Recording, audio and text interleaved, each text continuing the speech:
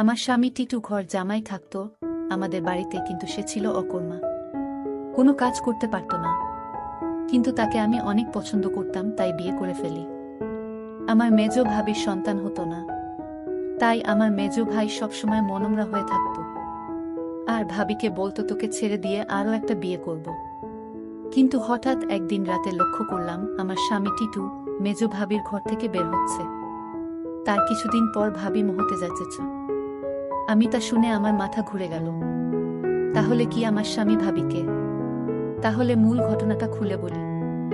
মাঝরাতে পানি খেতে উঠে নিজের স্বামীকে মেজ ভাবির ঘর থেকে বের হতে দেখে চমকে উঠল দিবারা। মেজ ভাইয়া 4 দিন হলো ঢাকায়, এখন ভাবি একা ঘরে। আমার স্বামী এত রাতে মেজ ভাবির ঘরে কি করতে গিয়েছিল সেটা জানার জন্য আমার মাথায় ঘুরপাক খাচ্ছে। এই ঘরের দিকে স্বামীকে আসতে দেখেই দরজা বিজিয়ে দিয়ে বিছানায় উঠে ঘুমানোর অভিনয় করল দিবারা। তার স্বামী দরজা ঠেলে সন্তর্পণে হেঁটে এসে বিছানায় তার পাশে শুয়ে পড়ল। দিবারা এই বাড়ির মেয়ে, তার স্বামী ঘর জামাই। দিবারা জানে কোনো রকম অপরাধ করলে তাকে সহ তার স্বামীকে এই বাড়ি থেকে বের করে দিবে ভাইয়েরা, তাই এই ব্যাপারে আর কোনো কথা বলে না দিবারা। পরের দিন সারাদিন মুখ কালো করে রাখলেও তার স্বামী টিটুকে এই বিষয়ে কিছুই জিজ্ঞেস করে না সে। তারপরের রাতে দিবারা আর কিছুতেই ঘুমাতে পারে না। তার বিশ্বাস তার মেজ ভাই যতদিন শহরে আছে প্রতি রাতেই বোধহয় তার স্বামী মেজ ভাবির ঘরে গেছে। কিন্তু ঘরে গিয়ে কি করলো এটা তো আমি দেখি নাই, শুধু দেখতাম মেজ ভাবির ঘরে যেত। কেন যেত দিবারার মনে সন্দেহের সৃষ্টি হলো। তার বিশ্বাসকে সত্যি প্রমাণিত করতেই যেন ধীরে ধীরে টিটু দিবারার পাশ থেকে গড়িয়ে মেঝেতে নামা। এরপর পা টিপে টিপে ঘরের দরজা খুলে বাইরে চলে গেল। রাত এখন কয়টা হবে? 1টা, 2টা। টিটু কোনো কাজ না জোগাড় করতে পারায় ভাইদের উপর নির্ভর করেই বেঁচে আছে তারা দুজন। দিবারা টিটুর এই অর্থ উপার্জনের অক্ষমতাটাই পুষিয়ে দেয়, সারাদিন গাধার মতো বাড়ির কাজ করে। সারাদিন কাজ করায় শরীর এতই ক্লান্ত হয় যে সারারাত মরার মতো ঘুমায় দিবারা। কয়বার টিটু তাপ্পর দিয়েও দিবারার ঘুম ভাঙাতে পারেনি। তাই রাতে যে দিবারা জেগে থাকতে পারে এমন কোনো ভয় তার ছিল না বলা যায়। আর এই সুযোগে মেজ ভাবির ঘরে যেত। কিন্তু কেন যেত তা আমি কিছুই জানতাম না। পরদিন রাতে দিবারা ঘুমায়নি। সে রাতে জেগেছিল তার স্বামী কি করে তা জানতে। তখনই দেখল দিবারার স্বামী বিছানা থেকে ধীরে ধীরে উঠে গেল, ঘর থেকে বের হয়ে মেজ ভাবির ঘরে গেল। কিছুক্ষণ পর মেজ ভাবির ঘর থেকে চিৎকার শোনা যাচ্ছে। মনে হচ্ছে ভাবির এক অন্যরকম চিৎকার। আমি ভাবতে থাকলাম কি হতে যাচ্ছে এখানে।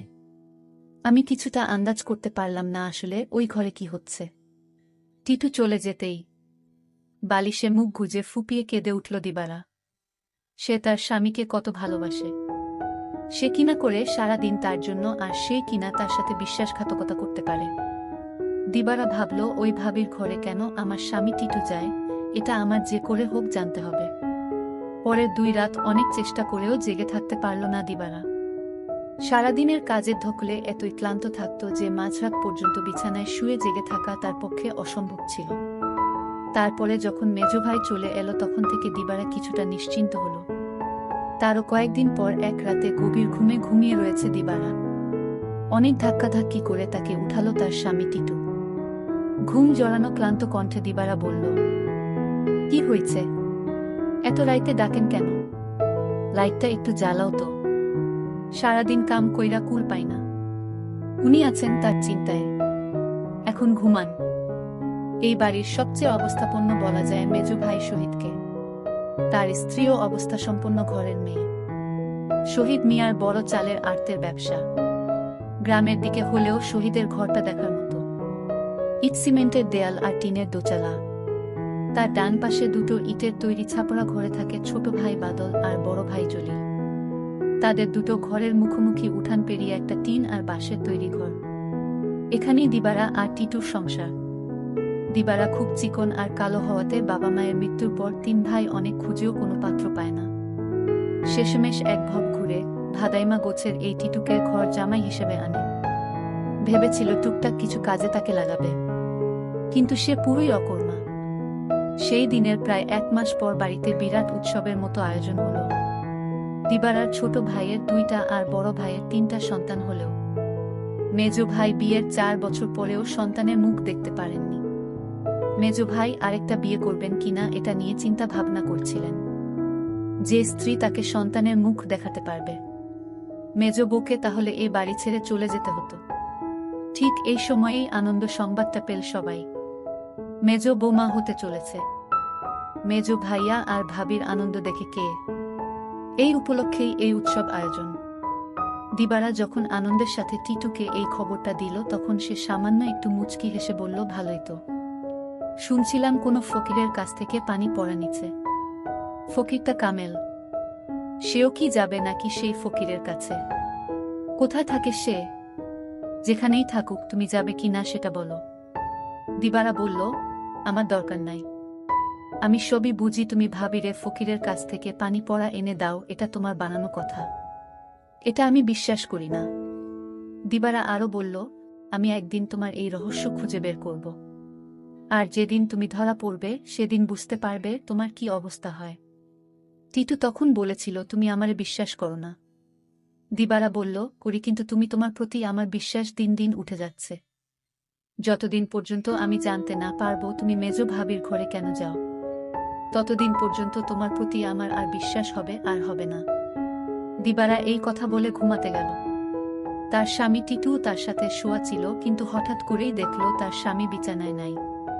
তখন দিবারা চিন্তা পড়ে গেল, আজও চলে গেল। ভাবির রুম থেকে এক প্রকার চিৎকার আসতে শুরু করল। আমি কিছুই বুঝতে পারলাম না এটা কিসের চিৎকার। মনে হচ্ছে মেয়েলি কণ্ঠ। প্রায় 1 ঘন্টা পর দিবারা দেখতে পেল মেজো ভাবির রুম থেকে বের হতে। দিবারার মনে দিন দিন সন্দেহ বাড়তে লাগল। তারপর দিবারা ভাবল, একদিন আমি জানালা দিয়ে দেখব তারা কি করে। দিবারার স্বামী দিন দিন দিবারার প্রতি কমে যাচ্ছে। কিন্তু আজ 2 দিন যাবৎ দিবারার স্বামী মেজো ভাবির রুমে যাচ্ছে না, সেটা লক্ষ্য করল দিবারা। দিবারা তার স্বামী টিটুকে জিজ্ঞেস করল, কই, আজকাল তো তোমায় আর দেখি না ভাবির রুমে যেতে। তার স্বামী টিটু তাকে একটা তাপ্পর মেয়ে বলল, তোমার বাবার বাড়ি থাকি বলে তুমি কি আমায় যা বলবে তাই মনে করবে? সবকিছুর ভিতর শুধু কি তোমার অধিকার আছে, আমার নেই? এর মধ্যে হঠাৎ খবর আসলো মেজো ভাবি মা হতে চলেছে। দিবারা সেটা শুনে চমকে গেল, কারণ মেজো ভাবির স্বামী মানে আমার মেজো ভাইয়ার তো সমস্যা ছিল।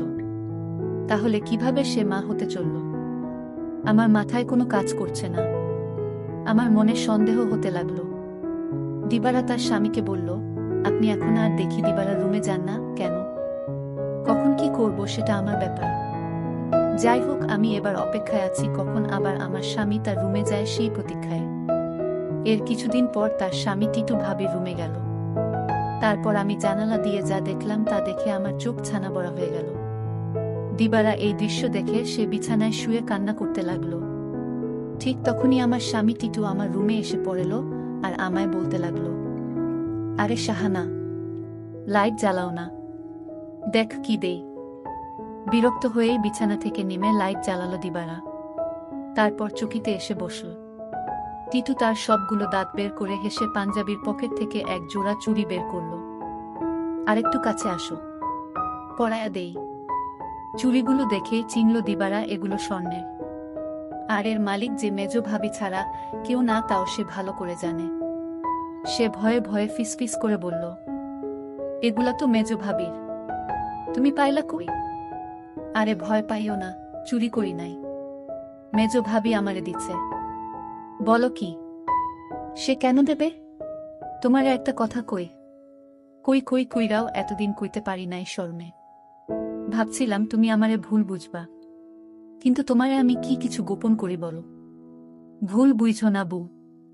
মেজো ভাই এইবার ঢাকায় যাওয়ার পর কয়রাত আমি মেজো ভাবির ঘরে গেছিলাম। টিটু আবার বলল, মেজ ভাই ঢাকা যাওয়ার পরে মেজ ভাবির কয় রাত খুব জ্বর হয়েছিল, কিন্তু তার যত্ন করার মতো কেউ ছিল না। তাই ভাবি কইল, দেখ টিটু, তোরে আমি ভাইয়ের মতোই দেখি।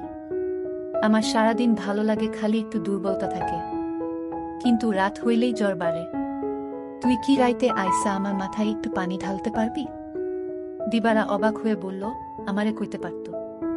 ছোট ভাবি, বড় ভাবি আছে, তোমারে কইল কেন? আমারে সারা দিনে জ্বরের কথা একবারও কইল না। টিটু মুখটাকে মলিন করে বলল, দেখলা, সব আমার কপালের দোষ। আমি জানতাম তুমি আমারে সন্দেহ করবা। আমি কি আর মাইনসের বিশ্বাস পাওয়ার যোগ্য? দিবারা এবার কাঁদো কাঁদো হয়ে বলল, না গো, আমি ওইটা বলি নাই। আমি তোমারে বিশ্বাস করুম না তো কারে করুম কও? তুমি ছাড়া আমার আর কেরা আছে? তুমি আমারে ঠকাইবা ফিরিসতা আইসা কইলেও বিশ্বাস করুম না। এই না হইলে আমার বউ। শুনো, ভাবিরে কইলাম দিবারারে পাঠায় দিবনে। ভাবি কইল, আহা, বেচারি সংসারটার লাইগা কাজ কইরা সারাদিন মরতাছে, তারে আবার রাইতে ত্যাক্ত করা কেন? দিবারা জানে যে আমি তোমারে ভাই মানি। তুমিই আইসো, দিবারা কিছুই মনে করবে না জানলেও। ওর মন এত নষ্ট না। তবুও আমি তোমারে কিছু কই নাই ডরে। তাছাড়া বুঝি তো পরের বাড়িতে থাকি, বেশি তর্ক মানায় না। এই জন্যই আমি তোমার ভাবির রুমে গেলাম চুপি চুপি। কারণ রাতে তোমার ভাবির মাথায় পানি না দিলে কি তখন জ্বর ছাড়ত? আমি যদি ভাবির পাশে না থাকতাম আর মাথায় পানি না দিতাম তাহলে জ্বরে মইরা যাইত। এতদিনে ভাবিকে কবরস্থানে রেখে আসতে হতো। দিবারা তখন বলল, সবই বুঝলাম, কিন্তু একটা বিষয় আমার মাথায় ঢুকছে না। টিটু বলল, কি কথা তোমার মাথায় ঢুকছে না আমারে বলো। দিবারা তখন বলল, আমার মেজু ভাইয়ের সমস্যা ছিল, কিন্তু সে কিভাবে মা হতে চলেছে। আর ভাবির ঘর থেকে কিসের আওয়াজ আসত। টিটু তখন বলল, তুমি দেখি আবার আমাকে সন্দেহ করতেছ। এই সন্দেহটা তোমাকে দূর করে দেই। তোমার মেজো ভাবি একদিন আমায় বলল, আমার সংসারটা মনে হয় টিকবে না।